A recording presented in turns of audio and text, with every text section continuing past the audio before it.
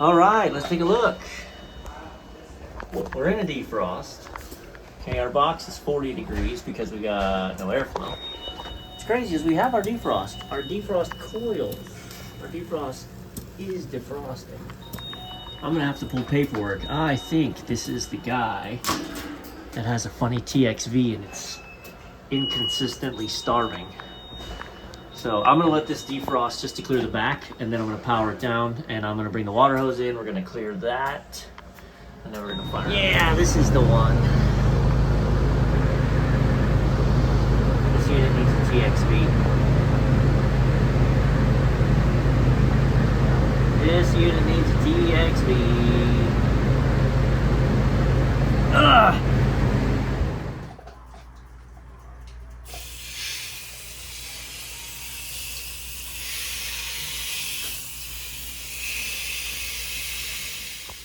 So this operator watches the videos, so let's bust his chops a little bit. Look at how thick that ice is on the front of that coil. How long do you think it's been that way? It's 8 o'clock in the evening because they noticed it tonight at like 6. It's been like this for days, I guarantee you.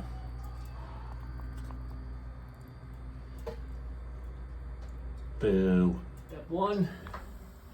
Step one, remove ice. Check. Step 2, reassemble evaporator. Check. Boy, I'm gagging in here. Step 3, connected. Let's fire it up. See what that TXV is saying. All right, so while we're waiting for this to kick on, I know it's loud, I'll speak up. I'm guessing the sight glass is going to be clear when it fires up, but what's happening is that there's too much refrigerant getting through the evaporator back to the compressor. So it's not being boiled off, and it's getting all the way back here in its liquid form.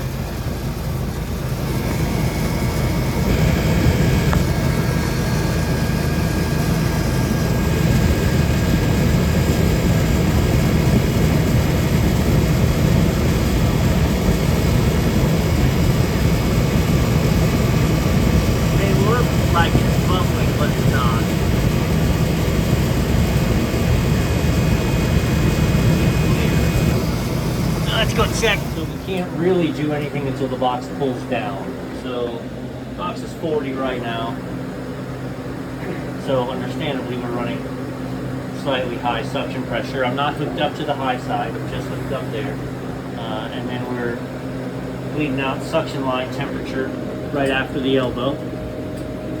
Make sure we're, there you go. I don't think we were flipped on well. So we give that a few minutes for the box temp to drop, for the temperature to figure out where we really are, and then we'll see what's up with our superheat. Remember this? Still here.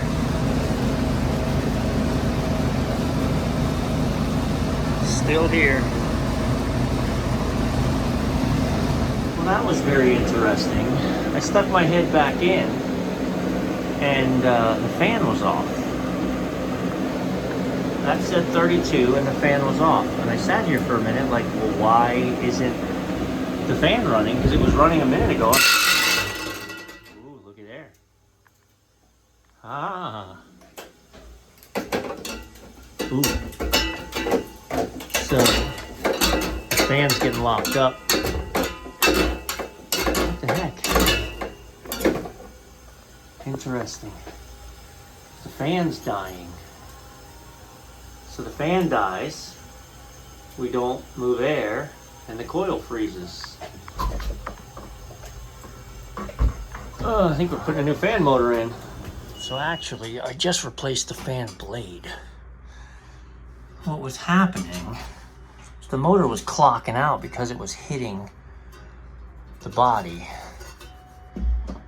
Not because the motor was dropping out before.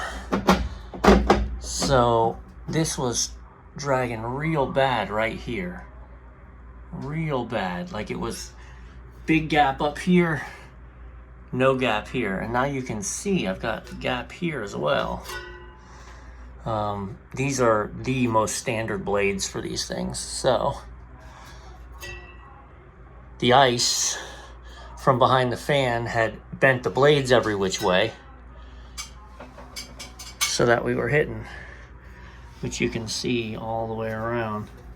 So I'm hoping it's actually not the fan motor at all and the fan was just clocking out in response to the friction. All right, now we're not hitting. Let's fire back up. Let's try this again.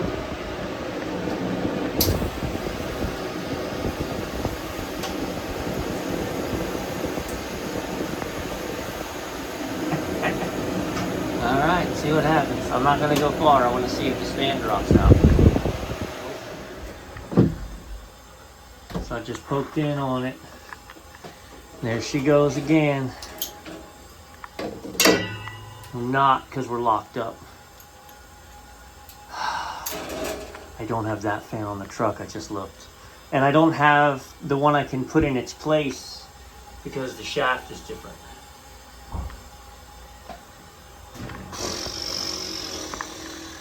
Mira, fan's clocking out. Why is your fan clocking out? Good old ECM smart fans. Okay, so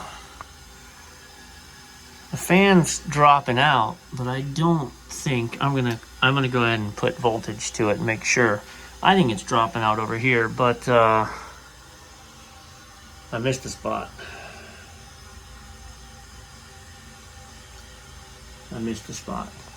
The thing is, these Ketatherm deals, and I don't like them because they're too intelligent.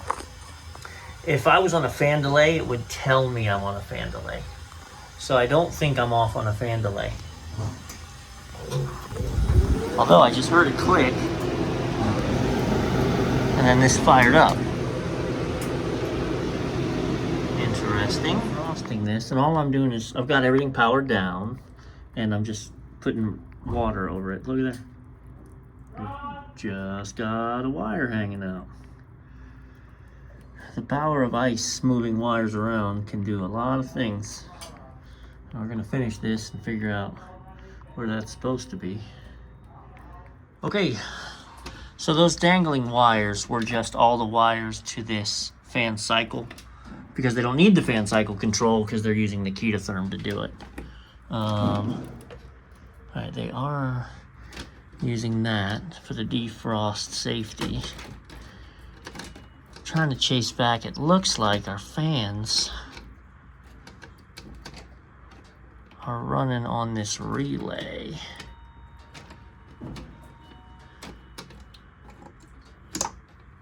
Huh. Fun. Bet you anything that's the red wire to the fans. Love it. Alright, so 100% my fan relay is dropping out.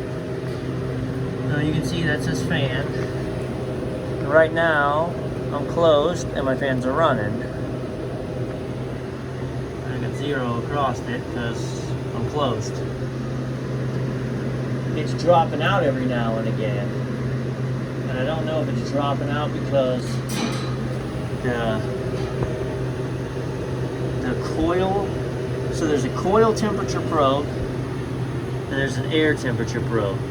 And to me, I would bet that the coil temperature probe has gone bad and it doesn't recognize that the coil temperature is, well, you know what? There's a temperature probe there. There's a probe sitting loose in the bin. So that's supposed to be in the coil and it's in the airstream, which means as the, yeah, I gotta shut this down and take this apart again. That temperature probe belongs in the coil. So it gets to be above freezing and then it stops the fans because it thinks the coil's above freezing. We can chat while we do this, right? It's like 9:30 at this point, p.m. It certainly is taking me a long time to get there, but maybe we're getting there. Hard to figure out what happened first. Actually, our pressure doesn't seem so bad when the fan's running. Maybe the TXV isn't the culprit. Maybe the TXV froze up the coil a little bit, pushed out the temperature probe. We are off at the breaker. Lockout, tag out. Lockout, tape out, I guess, if you want. Come on, I don't want to pull. I don't want to disfigure my fan blade.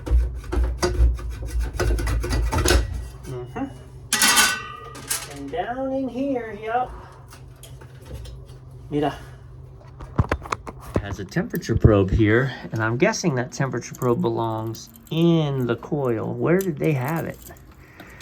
Because if it's in the coil like that, it's gonna keep the fan running. I don't see where they, maybe they had it there. Yeah, that's where they had it. So that needs to be in the coil so that it senses that the coil's frozen and keeps the fan on. It's like one problem caused another, caused another, caused another. Now let's see if it keeps running. Now let's see if it keeps running. Let me put this back together. Whoa. Now our fan's staying online. It hasn't shut off yet. So now I have to let the box pull down, and then I can figure out what's going on with the superheat. Here's what I mean about the TXV. Right, so the box is 20 degrees, so we still got some, I'm not messed with the TXV at all. Watch the superheat fluctuation. I know it's hunting, and so you're going to get some fluctuation, but I shouldn't go from, you know, hey, my line's leaving at 5 below to, oh no, my line's leaving at 25 from the hunting. I don't think. In order to dial in my superheat and get it down to truly 5 or 6 degrees of superheat in here, I gotta choke this thing down to 17 psi, which isn't right. Ultimately, we need a new TXV, and I can't have it like that or it's bleeding through. I gotta get this box to 0, and then I'll make that adjustment.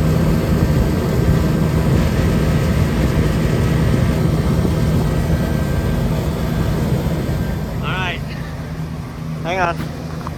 There you go. So I got it set up so we're not flooding back. I'm running about 6 degrees of superheat inside, but it fluctuates so bad. The box is about 5 degrees and it's going from 6 degrees of superheat to 26 degrees of superheat. That TXV is just all over the place, so I definitely got to get a new one. But it'll hold for now.